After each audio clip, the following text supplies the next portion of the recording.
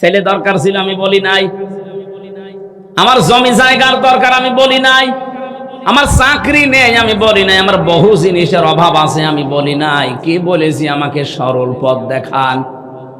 প্রশ্ন আসতে পারে, আল্লাহ যদি বলে বান্দা তিনবার আমার প্রশংসা করলি, প্রথম তিনটা আয়াতে প্রশংসা কার? আরো জোরে বলেন। তুই আমার গোলাম বলে পরিচয় দিলি, আর আমি ছাড়া কারো কাছে তুই সাহায্য চাইবি না, চাইতে পারিস না, এই কথাও ঘোষণা দিলি। কথাবার্তারা শুনে তো মনে হচ্ছে তুই ভালো পথে আছিস। আবার কি হেদায়েত দেব তোরে বল? আপনি নিজের থেকেই বলেছেন, কিন্তু কেউ আপনাকে লাঠি দিয়ে পিটিয়ে বলে না এই বল। আপনি নিজেই বলছেন সিরাতাল্লাযীনা আন'আমতা আলাইহিম। আমরা সারা জীবন শুনেছি সিরাতে মুস্তাকিম, সহজ সরল পথ না। শুধু এতটুকু অর্থ করলে ভুল হবে। এটা শুধু সহজ সরল পথ না। মুস্তাকিম শব্দের শাব্দিক অর্থ হচ্ছে স্থায়ী সরল পথ। আমি এমন একটা স্থায়ী সহজ আর সরল পথ চাই, যেই পথ শুরু হবে দুনিয়া থেকে, শেষ হবে জান্নাতে গিয়ে। আল্লাহ পাকের কাছে মনে হচ্ছে আমি তার সামনে দাঁড়িয়ে দাঁড়িয়ে ধরে ধরে বলছি, আল্লাহ আমি এমন একটা পথ চাই যে পথে তোমার পুরস্কার পাওয়া যায়। আল্লাহ যদি বলে পুরস্কার কারা পেয়েছে, আপনি নিজেই এবার জবাব দিচ্ছেন, আন'আমতা আলাইহিম, যাদের উপর তুমি পুরস্কৃত করেছো, যাদেরকে তুমি তো নিজেই তাদের নাম আমাকে শুনিয়েছো, মিনান নাবিয়িনা ওয়াস-সিদ্দীকিনা ওয়াশ-শুহাদাই ওয়াস-সালিহিন। এই যে চার প্রকার মানুষকে তুমি পুরস্কার দিবা ঘোষণা দিয়েছো, নবীদেরকে, সিদ্দিকদেরকে, শহীদদেরকে আর সালিহিন বান্দাদেরকে। তুমি আমাকে এই চার দল যেভাবে চলেছে এই চার প্রকার মানুষের রাস্তায় চালাও। প্রথমে আপনি কাদের পথ চেয়েছেন? নবীদের। কাদের বলেন বলেন? আপনি নবীদের পথ একবার দুইবার না, এখানে যত মানুষ নামাজ পড়ে অন্তত শুধু ফরজ নামাজ পড়লেও 17 বার এই কথা বলা লাগে যে আল্লাহ আমি নবীদের পথ চাই। যদিও সরাসরি বলেননি। আন'আমতা আলাইহিমের ভেতরে যে চার প্রকার নাম আছে তার এক প্রকার নাম কি? নবী। এই কথা বলেন না কেন? নবীদের পথ আপনি চাচ্ছেন আল্লাহর কাছে। কোনদিন ভেবেছেন যে নবীদের পথ কি? এ পৃথিবীতে এত কঠিন পথ পাড়ি দিয়েছে নবীরা।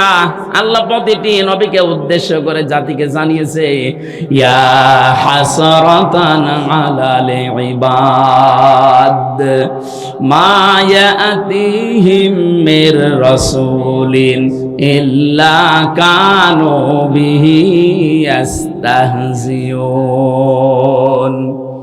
সূরা ইয়াসিনের 30 নম্বর আয়াতে আল্লাহ বলেন, আমার বান্দাদের জন্য আফসোস, আক্ষেপ, এমন কোন নবী রাসূল দুনিয়ায় পাঠালাম না যার সাথে ওই জামানার মানুষগুলো ঠাট্টা করে নাই, বিদ্রূপ করে নাই, উপহাস করে নাই। আপনি বলেন তো নবীদের চরিত্র খারাপ ছিল? বলেন। কেউ কারো মেয়ের দিকে তাকিয়েছিল? কারো ঘর ভেঙে দিয়েছিল? কারো পাকা ধানে মই দিয়েছিল? কেন তাদের উপরে ঠাট্টা বিদ্রূপ? একটা বারের জন্য আপনি নামাজের ভেতরে দাঁড়িয়ে চিন্তা করলেন না আমি যে চাইলাম কি? আল্লাহ যদি সত্যি আমাকে নবীদের পথ দিয়ে দেয় আমি কি টিকে থাকতে পারবো? তো পৃথিবীর ইতিহাস এইটাই বলে, নবীদের অধিকাংশ নাম ওই জামানার মানুষেরা পাল্টিয়ে দিয়েছে। ইব্রাহিম নবীর নাম পাল্টিয়ে দিয়েছে, তার উম্মতের ভেতরে কিছু মানুষ আব্রাহাম। এখনো পর্যন্ত আছে খ্রিস্টানরা আব্রাহাম বলে ডাকে ইব্রাহিমকে। আমি বিশ্বের কয়েকটা খ্রিস্টান দেশে গেছি, তাদের সাথে ট্রেনে বাসে চলাফেরা করার সময় কথাবার্তার এক ফাঁকে তারা দেখেছি বলেছে যে আমাদের নবী, তারা পরিচয় দিতে গিয়ে বলেছে আব্রাহাম।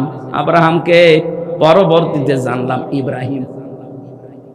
আল্লাহ তাকে ইব্রাহিম বলেছে, ওরা নাম পাল্টিয়ে দিয়েছে আব্রাহাম। মুসা নবীর নাম ইহুদিরা নাম পাল্টিয়ে দিয়েছে জোসেফ, ওরা জোসেফ বলে ডাকে। হযরতে ঈসা নবীর নাম তারা পাল্টিয়ে দিয়েছে যিশু। আমাকে বানিয়ে বলছি, আপনি যান ওই সমস্ত জায়গায়, ওরা দেখবেন এই নামে ডাকে। নবীদের বিখ্যাত সাহাবী হযরতে জাবের, খ্রিস্টানরা তার নামটা পর্যন্ত পাল্টিয়ে দিয়েছে আল জাবরা, একটা সাবজেক্ট বানিয়ে দিয়েছে। আলজেব্রা সাবজেক্ট নেই? আপনি তাকান দুনিয়ার দিকে, নবীদের নাম পর্যন্ত মানুষ কিন্তু পাল্টিয়ে দিয়েছে। কোরআনে কারিমে আল্লাহ জানিয়েছেন এর জন্য, ওই ওয়ালা তালমিজু আনফুসাকুম ওয়ালা তানাবাজু বিল আলকাব বিইসাল ইসমুল ফুসুক বাদাল ঈমান ওয়ামান লাম ইয়াতুব ফাউলাইকা হুমুজ জালিমুন। সূরা হুজুরাতের 11 নম্বর আয়াতের শেষের দিকে আছে, আল্লাহ বলেন কারণ নাম উলট পালট করে দিবা না। অথচ এইটার হিরিক চলছিল সারা বাংলাদেশে গত 15 বছর। আল্লামা শফি হেফাজতের আমিরের নাম পর্যন্ত পাল্টিয়ে দিয়েছে তেতুল হুজুর। কোরআনের পাখি দেলার হোসেন সাইদির নাম দিয়েছে দেল্লু রাজাকার। হ্যাঁ, কথা বলছেন এখন। আব্দুল কাদের মোল্লা তার নাম দিয়েছে কসাই কাদের। আমার নামও পাল্টিয়ে দিয়েছিল, আমার নাম দিয়েছে পিসকে হুজুর। কি নাম দেখেন তো।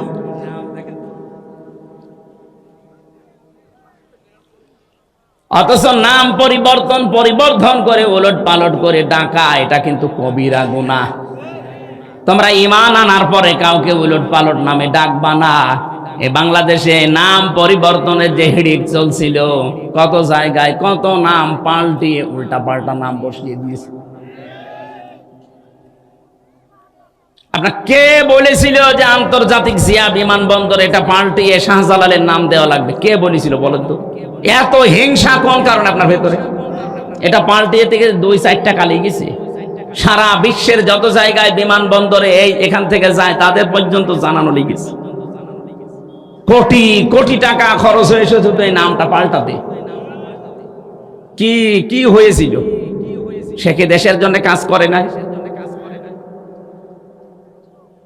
আমার তো মনে হয় জিয়াউর রহমানের জীবনে যদি আল্লাহ কিচ্ছু ভালো না লাগে, ওনার কবুল না হয়, তো সৌদি আরবে হাজিজের জন্য আরাফাতের ময়দানে যে কাজটা করে দিয়েছে নিম গাছ লাগিয়ে, এইটার জন্য আল্লাহ ওনারে মাফ করবে।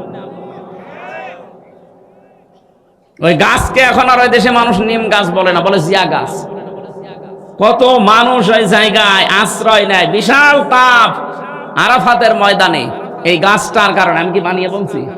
কত মানুষ সেখানে যায়, আশ্রয় নেই। আমি নিজেও ছিলাম। আর আপনি তার নামটা সহ্য করতে পারলেন না, এসে আগে নামটা পাল্টি এমন মানুষের নাম দিয়েছে, এখন তো পরিবর্তন করবে আর এক ঝামেলা। এই যে নাম পাল্টিয়ে দেওয়ার হিড়িক, এটা ইহুদি আর খ্রিস্টানদের একটা চক্রান্ত। ওরা খালি নাম পাল্টায়। এই ভারতে এখন শুরু হয়েছে বিভিন্ন মুসলমানদের ঐতিহাসিক নামগুলো। এই পৃথিবীর নিকৃষ্ট মানুষের তালিকায় যাদের নাম আছে তার ভেতরে একজন অন্যতম। এখন যিনি দায়িত্বে আছে, এই লোকটা মুসলিমদের বিভিন্ন নাম আজ পাল্টানো আরম্ভ করেছে। হায়দ্রাবাদ একটা জায়গার নাম আছে, সে নামটা পাল্টিয়ে এখন কৃষ্ণবাদ নাকি নাম দেওয়ার চেষ্টায় আছে। কত জায়গার নাম যে মুসলমানদের ঐতিহ্য সংস্কৃতি যেখানে লুকিয়ে আছে, জড়িয়ে আছে, পাল্টিয়ে ওনাদের নাম বসানো লাগবে। কেন? নাম পাল্টানো যাদের অভ্যাস, যারা মানুষের নাম পরিবর্তন করে দেয়। এই যে রাশেদ খান মেনন, এই লোকটা এখন জেলখানায়। এই লোকটা কওমি মাদ্রাসাকে বলেছিল 20 বৃক্ষ। হ্যাঁ, কথা বলছেন। আল্লামা শফির মতো মানুষ, হাজার হাজার আলেমের উস্তাদ, তারে নাম দিয়েছে তেতুল হুজুর। ঈমান আনার পরে তোমরা কাউকে উলট পালট নামে ডাকবা না। যদি ডাকো, এরপরেও যদি তোমরা তাওবা না করো, ফিরে না আসো, তোমরা কিন্তু জালেম হয়ে মরবা। এজন্য যারা এই হিড়িক তৈরি করেছিলেন ইহুদি খ্রিস্টানদের মতো, তাদের অবস্থা কিন্তু ভালো না। আমি যে বিষয়টার জন্য পর্যন্ত নিয়ে এসেছিলাম, আনামতা আলাইহিম, হে আল্লাহ আমি পথ চাই, যাদের পুরস্কার দিয়েছো তাদের 1 নম্বরে পুরস্কার পেয়েছে নবীরা। সুতরাং নবীদের পথে চলতে গেলে বাধা বিপত্তি আসবেই। কথা বলেন না কেন? 2 নম্বরে সিদ্দিকিন। সিদ্দিক কাকে বলে? হযরতে আবু বকর সিদ্দিক, এই নামটা আল্লাহর নবী তাকে উপাধি দিয়েছিলেন খেলা করার জন্য না, এমন এমন বিশ্বাস তিনি করেছিলেন। বিশ্বনবী শেষ পর্যন্ত বললেন, তুমি আজকে আবু বকর না, তোমার নামে আমি কিয়ামত পর্যন্ত একটা লকব লাগিয়ে দিলাম, তুমি আবু বকর সিদ্দিক। সত্যকে সত্য জানার পরে তিনি দ্বিধাহীন চিত্রে প্রশ্ন ছাড়া মেনে নিয়েছিলেন। আর আমাদেরকে আঙ্গুল দিয়ে দেখিয়ে দিলেও সত্য মানতে চায় না। আপনি কিসের সিদ্দিক? সত্যকে সত্য জানার পরেও যারা মানে না, ওরা সিদ্দিক না, ওরা কাযযাব।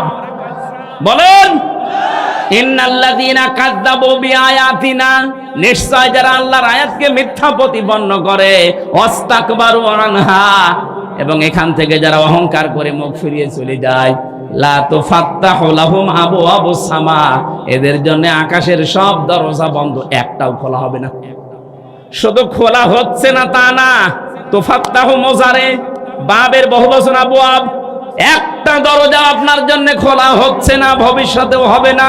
কতদিন? ওয়ালা ইয়াদখুলুনাল জান্নাহ, আপনি জান্নাতেও যাচ্ছেন না, যাবেনও না। হাত্তা ইয়ালিজাল জামালু ফি সাম্মিল খিয়াত, যতদিন পর্যন্ত সূচের ছিদ্র দিয়ে উট প্রবেশ করতে না পারে। এটা যেমন অসম্ভব, যারা আল্লাহর কোরআনের কথা শোনার পরে মনে হয় যে ওরা মিথ্যা কথা বলছে, তাদের জন্য জান্নাতে যাওয়া ওইরকম অসম্ভব। আর এই চরিত্রের মানুষ বাংলাদেশে নেই। আরো জোরে বলেন। আপনি কিন্তু নামাজের শেষ কথা বলেছিলেন, রব্বুল আলামিন, আমি এমন মানুষের পথ চাই না, গায়রিল মাগদুবি আলাইহিম ওয়ালাদ-দাল্লিন। আমিন। হে আল্লাহ, আমি ওদের পথ চাই না যে মানুষগুলো অভিশপ্ত, যারা লানতপ্রাপ্ত, যারা পথভ্রষ্ট। এখানে ইহুদি আর খ্রিস্টানদের কথা বলা হয়েছে। আমার প্রশ্ন, ইহুদি আর খ্রিস্টানরা তাদের উপরে নাজিলকৃত কিতাব তাওরাত, ইনজিল, কথা বলেন না কেন? এই কিতাবের ভেতরে আমাদের নবীর পরিচয় ছিল না ছিল না? ছিল। এই পরিচয়গুলো থাকার পরে ওরা সত্যকে সত্য জানার পরে হিংসা করে আর অহংকার করে মানে নাই। বলেন না কেন? ইহুদি খ্রিস্টানরা মানে না আমার নবীকে, কেন? হিংসা করে আর অহংকার করে। ওরা বলে যে নবী যদি শেষ নবী হয়ে আসবে, তা আমাদের ইহুদি বংশে আসবে, খ্রিস্টান ধর্মে আসবে। ওই ইসলাম ধর্ম মুসলমানদের, ওটা আমরা মানি না। এটা হিংসা করে আর অহংকার করে। এই জন্য আমরা প্রত্যেক দিন 172 কোটি মানুষ তামাম দুনিয়ায় যারা আছে মুসলমান, সবাই তাদের জন্য বরদোয়া দিচ্ছি, গায়রিল মাগদুবি আলাইহিম ওয়ালাদ-দাল্লিন। অথচ এই বরদোয়া যে নিজের ঘাড়ে পড়ছে কোনোদিন টের পান না। ওরা সত্যকে সত্য জানার পরে হিংসা করে অহংকার করে মানে নাই। এই জন্য আল্লাহর লানত, আল্লাহর গজব, ওরা পথভ্রষ্ট। আর আমরা আঙ্গুল দিয়ে চোখে দেখিয়ে দিচ্ছি, এরপরেও সত্যকে সত্য জানার পরেও অনেকে মানতে চায় না। বলে না, এ হুজুর আমার দলের লোক না, এ হুজুর আমার বাবার মুরিদ না। এই কথা বলছে না কেন? আমি কি বেশি বলছি না ঠিক বলছি? সুতরাং সত্যকে সত্য জানার পরও যারা হিংসা করে আর অহংকার করে মানেন না, আপনি ওই এক প্রকার ইহুদি আর খ্রিস্টান। আপনার নিজের বরদোয়া নিজের ওপরে বর্তাবে। আশা করি আপনি বুঝতে পেরেছেন। নামাজের ভেতরে দাঁড়িয়ে যেগুলো বলা হয়, এইগুলো যদি মানুষ বুঝতো, তাহলে নামাজের দ্বারা তার জীবনটা পুরো পাল্টিয়ে যেত, অস্থিরতা দূর হয়ে যেত, কোন বিপদে পড়লে হায় হতাশ করতো না। বহু মানুষকে আমি জেলখানায় গিয়ে এগুলো বাস্তবে প্র্যাকটিক্যাল দেখেছি। ওরাও আমাদের মতো মানুষ, কিন্তু নামাজি হওয়ার কারণে, যেভাবে পড়া দরকার, এই কারণে আল্লাহ এই গুণগুলো থেকে তাদেরকে অলরেডি বাঁচিয়ে দিয়েছেন। আমরা আজকে থেকে বাঁচতে চাই। বিপদে পড়বো, কিন্তু নামাজের দ্বারা যখনই বিপদ আসবে, যত বড় আসবে, সঙ্গে সঙ্গে সেজদা দেব কাকে? নাকি মাজারে? কে তো বিপদে পড়লে আগে মাজারে চলে যায়। কত নবীর জীবনী আল্লাহ কোরআনে দিলেন। একটা নবীর জীবনী আমাকে বলেন তো, যিনি বিপদে পড়লে মাজারে যেয়ে বলেছে আমারে বাঁচান? পাবেন? বলেন। যত বড় বিপদ হোক, আপনার তো বিয়ের 10 বছর পরে ছেলে মেয়ে হয় না। হযরতে ইব্রাহিম নবীর বিয়ের 91 বছর পর্যন্ত সন্তান হয়নি। একটা দিনের জন্য তিনি কোনো মাজারে, কোনো কবরে, কোনো বাবার কাছে গিয়ে বলেছিলেন যে একটা সন্তান দেন? বলেন। তিনি বলেছিলেন, সেজদা দিয়ে বলতেন, রব্বি হাবলি মিনাস সলিহিন, হে আল্লাহ তুমি আমাকে নেককার সন্তান দাও। একদিন 2 দিন না, বিয়ের পরে 91 বছর পর্যন্ত একই দোয়া করেছেন। কতদিন? 91 বছর পরে আল্লাহ তার ডাকে সাড়া দিয়ে তাকে একটা সন্তান দিলেন। ফাবাশশারনাহু বিগুলামিন হালিম, হে আল্লাহ তুমি আমাকে সুসংবাদ দিলে হালিমের। কিসের? একে চাচা হালিম? কি হালিম? মামা হালিম, চাচা হালিম না। এমন সন্তান আমাকে দাও যে ধৈর্যশীল। হযরত ইসমাইল যে ধৈর্যের পরীক্ষা দিয়েছিলেন পৃথিবীতে, এইরকম জায়গায় দাঁড়িয়ে এত বড় বিশাল ধৈর্যের পরীক্ষা আজও কেউ দিতে পারেনি, কেউ পারবেও না। হযরত ইসমাইলকে আল্লাহ উপহার দিলেন। খুব খেয়াল করে শুনবেন। হযরত ইসমাইল আসলেন, ওনাকে ওই বাচ্চা অবস্থায় রেখে এসেছিলেন মরুভূমিতে। কাবা শরীফের এলাকায় ওই চত্বরে রাখার পরে তিনি দোয়া করেছিলেন, মাবুদ আমার এই সন্তান আর স্ত্রীকে রেখে গেলাম, দুধ এবং গোশতের অভাব যেন কোনোদিন না হয়। ওই এক দোয়া করেছিলেন। আজকের এই দিন পর্যন্ত কাবা শরীফের আশপাশে আপনি যে দেখবেন দুধ আর গোশতের অভাব নেই। হ্যাঁ, অন্যান্য ফল মাকড় আপনি ওখানে জন্মাতে দেখবেন না, ওগুলো তায়েফে হয়, আল কাসিমি হয়।